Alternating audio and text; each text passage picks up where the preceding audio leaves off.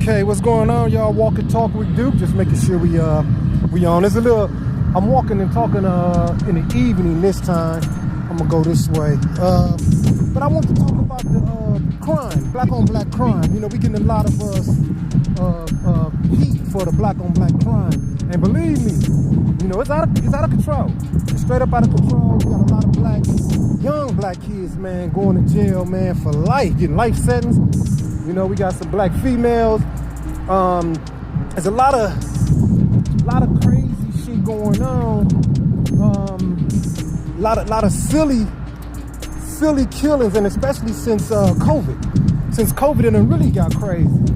So we got to, man, come together, you know, more as a community and figure out what's the underlying purpose. You know, what's really going on. You know, I understand, poverty,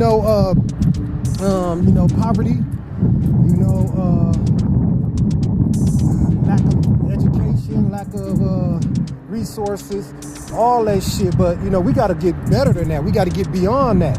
Now, another thing for me, when it comes to, you know, I grew up in a gang. I'm familiar with violence and doing stupid shit when I was younger, in my teens, early 20s, you know, but I as I grew up, I was like, oh, this shit ain't gonna work. I got kids now, you know, and I'm selling dope, and I wasn't trying to go to jail, you know what I'm saying? I'm poisoning my community, and I wasn't trying to go to jail and lose my family, and I definitely didn't want to get killed, you know, but I had shootouts, you know, had beatings, you know, I did a lot of shit.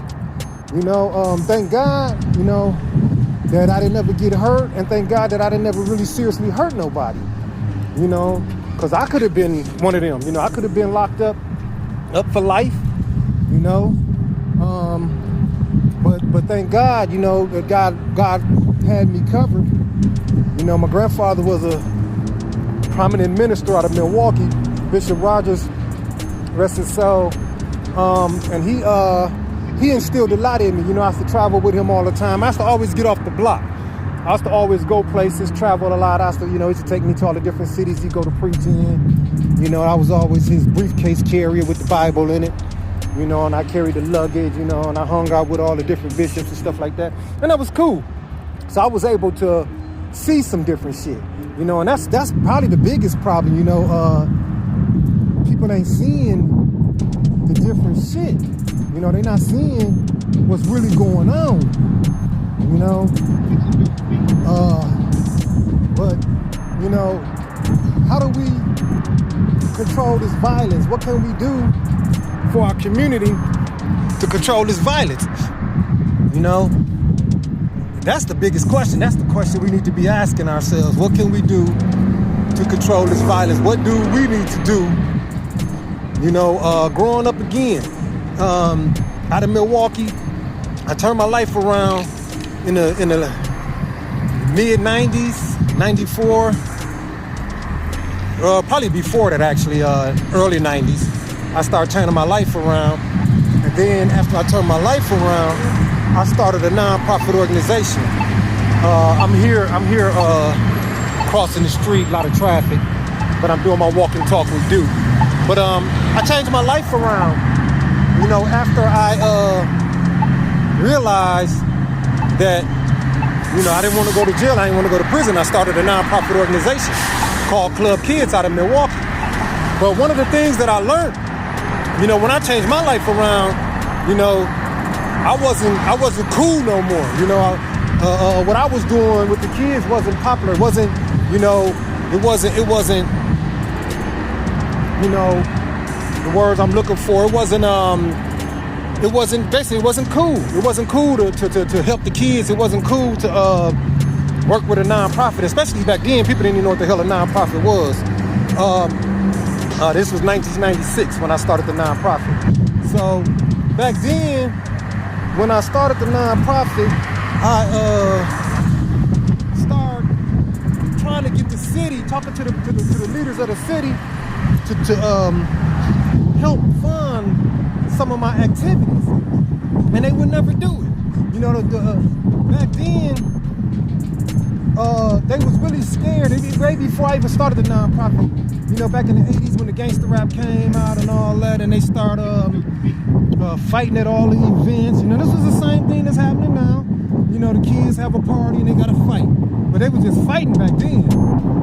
You know, and they'll shut this down and they'll shut that down. And so what the city started doing was shutting all the activities down. Bowling alleys, skating rinks, anything like that, they just shut it down. They just weren't going for it.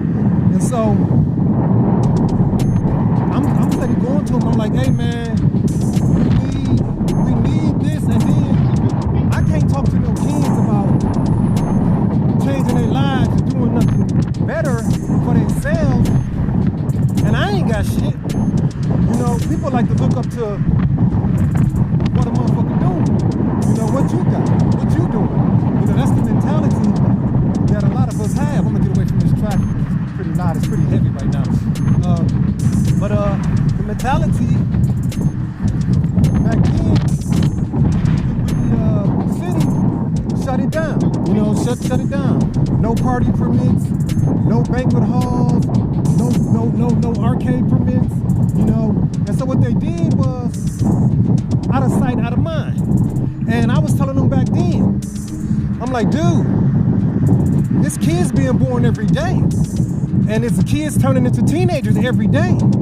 You know, you can't just sweep them under the rug and expect for them to just disappear and never be seen before, never be seen again. You know, we got to come up with a better solution. And they wouldn't listen. They wouldn't listen. You know, every time we try to do anything in the park, every time we try, and I mean, it's still like that to this day. There's no activities in the city for these kids. You know, they think everybody's going to be a basketball player, you know, or arts and crafts at the Boys and Girls Club. The kids I was dealing with didn't give two shits about no Boys and Girls Club. And, you know, how many can really play basketball? You know, you got a select few that can play basketball. I got to go in the store and get some, I'm going to cook some chicken for the homeless. We're going to just barbecue on some chicken real quick. But, we got the city was shutting it down and telling them, oh man, y'all, you know, stay home or you know, then the issues start popping up in the schools. You know, then they start like, oh man, this is kind of getting out of control. You know, so I steady was going back to them, you know, hey man, I got an idea. I was doing talent shows at McGovern Park in Milwaukee, Wisconsin. And I was doing that for years. And I would take them kids and I would just show them, you know, here's something to do. Here's something you can do with your time, with your energy. And they was cool with it. They was like, oh yeah, this will work, man. This shit'll work. You know, and they was you know, Jacob Lattimore. I bring his name up, but he's one of the people that I like to mention because, you know, I could just imagine. I think he was young. He was a kid, and he graced the stage. And I could just imagine, you know, we got a couple of thousand people out there watching him, and I could just imagine how that changed his life. You know, that moment, you know, to get up on that stage in front of all them people and to perform. 3 Little Women came through. I remember they came through years ago, you know. But just for them to come on that stage back then, it changed their life, you know. And that's what I was telling them back then. I said, we got to give these kids what they want. These kids ain't interested in no damn basketball and arts and crafts. They want to rap, they want to dance, they want to sing. And they won't listen to me.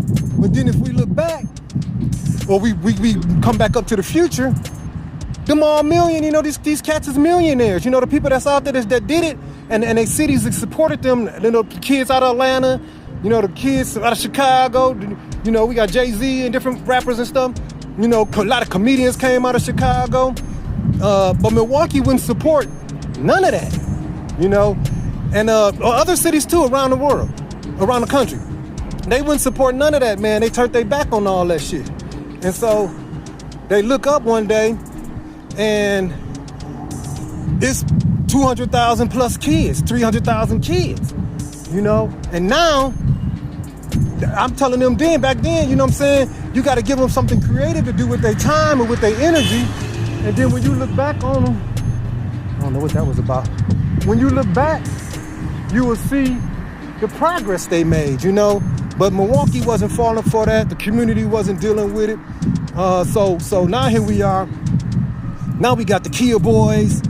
You know, we got, the crime is out of control. You can't have nothing now. You can't do nothing. And now it done moved down into the inner, it moved out the inner city and moved out into the suburb, the crime. You know, the same crimes that they was dealing with back then, but now they got guns. You know, now they got permits to carry guns. You know, so they'll have a girl or something go get them a gun. You know, and then they out here robbing and stealing and doing what God knows what else. You know, and it's still the city don't care, the people don't care. I mean, they care. They don't care to help them. You know, they whole thing is lock them up, you know, throw away the key. But that ain't how you solve this issue again. You know, so now we got this whole black on black crime that's out of control, and then they done moved down into the city and down into the districts, you know, downtown, you know, where the money is. You know, we had the Bucks won a championship a couple of years ago, and we had a bunch of shit going on. The Bucks won the championship. This guy just interrupted me, but I'm still talking. We had a championship out of the Bucks. Milwaukee Bucks had a championship, and if you go back and do some of the footage, you will see there was thousands and thousands and thousands of people that showed up to the new arena down there, and it's called the Deer District. And they showed up down there, and so I don't know what they thought, if they thought that the black people weren't gonna show up. But I mean, you know, I'm talking about the young black knuckleheads. They thought they wasn't gonna show up. But they, for the last 10, 15 years, they've been showing up at everything else. You know, they showing up at the State Fair, they showing up at Summerfest, they showing up at Afrofest, which they had to completely close it down because of the teenagers used to come up in there and destroy that joint. That was our black yearly festival. So they destroyed that joint, and then but they came down to the Bucks game and got the shooting down there. You know, I think 6 people got shot. You know, and I'm telling them, I'm like, look, man, the problem is, again, they don't have nothing to do. They don't have nowhere to go. You know, and the resources, as far as, well, I ain't gonna say the resources, because they don't got no resources. They ain't gonna give us no damn resources. But the solutions was sitting there. And the solution, like I was telling them back then, you have to give them something to do. Give them what they want to do. Don't make up shit and throw it in their face or say, hey, you go do this and you go do that. That ain't how this shit work. You have to give them something, to give them what they want to do. You know, give them the opportunity to say, hey, man, what you like to dance? You like to sing? You like to rap? You like to do poetry? You know, or do you like basketball? Do you like football? That's all cool. But you have to give the child, let the child make the decision of what they want to do, what they feel like they're good at doing. And you don't, you know, so anyhow, here we are today. Crime is off the chain. A whole bunch of black kids going to jail, and we still stuck on stupid as far as helping them. But here's it again, that every single day there's a new child turning in from a kid to a teenager. Every single day. Ain't no ifs, ands, buts about it. Every single day somebody's having a birthday and they trying to be they to a teen. They turning into a 13-year-old. You know, and once you turn 13, that's 13, you know, and so then you got 14, 15, 16, 17, 18, you know, and 19, you know, them your teenage years. So they say 18 is grown, but in reality it's only grown. It depends on what you're trying to do, you know. It's grown, you're grown up to go to the army, but you ain't grown enough to go buy you no beer or no cigarettes, you know, so it's grown on what they want you to be grown for. The real grown age is 21, because that's when you really ain't gotta answer to no damn body. You can do what you want to do, buy all the beer and the cigarettes all you want, you know. know, go buy weed from the dispensaries and blah, blah, blah, blah, blah. But the thing is, so they turned their back on all these kids, man. And now we got all this damn violence. And it's gonna keep happening because they're still not doing shit about it. And we still getting kids. We getting kids every day. Somebody's having a baby, and every day another kid is turning into a teenager. So my thing, man, is what's the solution? You know, y'all check it out, man. Put some comments and stuff in post some comments and figure out what's the solution. What can we do now? Because we gotta do something, man. We gotta figure out a way to give these kids some hope, man. They need some hope. They need to feel like it's not just the end of the world for them, man. They need to feel like they still got a chance, you know, and sending them all to prison, man. You know, I can just imagine how the prison system look right now. How all them young cats in there, man, getting turned out. You know, and they in there. They ain't in there for no 2-3 years, man. All these rappers got money. They got a lot of money, but they going to prison, man. You know, so we got to figure out as a community, how can we change this? You know, how can we as a community help our community? As a black community, you know, I'm not talking about no white people, I'm not talking about no Mexicans, I'm not talking about no Chinese, no Indians, no nothing. I'm talking about blacks, you know, black people. How can we change our outcome? How can we change our situation? But we got to figure this out, man. I'm at Walmart, as y'all can see, so I'm gonna grab this chicken. We're gonna barbecue some chicken for the homeless. I got into it with the homeless today.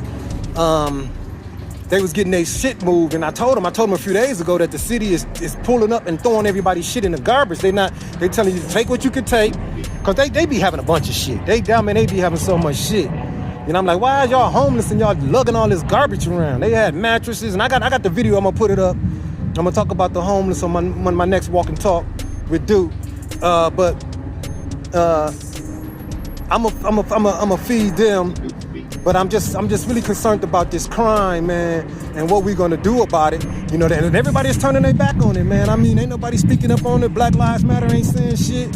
You know, these cats go out here and as soon as a cop gets shot, as soon as a cop shoots somebody, everybody and their mama jumping up. You know, we had a situation in Milwaukee when we had our riot, and I know the guy, the guy's father really good. I grew up with him, but this wasn't the best guy in the world. You know, his son wasn't the best person in the world.